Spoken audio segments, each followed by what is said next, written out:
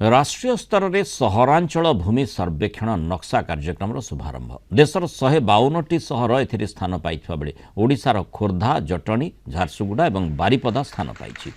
मध्यप्रदेश रायसेन रे केंद्र कृषि और कृषक कल्याण और ग्रामांचल विकास मंत्री शिवराज सिंह चौहान यार उद्घाटन कर अत्याधुनिक ज्ञान कौशल माध्यम छवि उत्तोलन, ड्रोन सर्वे, जीआईएस बा भूस्थानिक सर्वेक्षण आधार में सहरांचल भूमि रेकर्ड को आधुनिकीकरण करने निमंते यह भारत सरकार का एक अभिनव प्रयास। खोर्धा जयराजपुर भवन ठारे कार्यक्रम में राजस्व विपर्य प्रशमन मंत्री सुरेश पुजारी एथिरे सामिल होते। बारिपदार आयोजित कार्यक्रम में मयूरभंज सांसद नवचरण माझी, राज्यसभा सदस्य ममता महांत प्रमुख जोग देइथिले।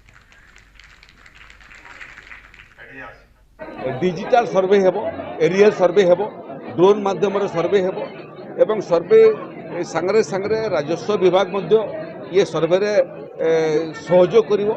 उपरु जोटा सर्वे हेबो एरियल सर्वे ड्रोन माध्यम रे ताकू राजस्व एवं पौर परिषद कर्मचारी माने ताकू तले मैपिंग करेबे।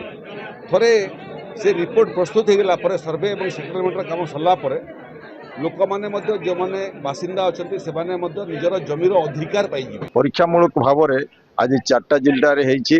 आज ओडिशा रे परवर्ती समय रे हुए तो एटा सब जिला को जाई पारे, सब म्युनिसिपालिटी को जाई पारे। तेणु आमे एथिरे बहुत समस्तंकर बेनिफिट हेबो। जेमति आज सफाई कार्य गोटे जगह आमे देखि पारो को वार्डटा सफाई हेइ ना डिजिटलाइज माध्यम रे। तेणु एटा बहुत बड़ योजना। गोटे समन्वित भाव में आगो को भविष्य रे विभिन्न योजना सफल भाव में रूपायन हो पार।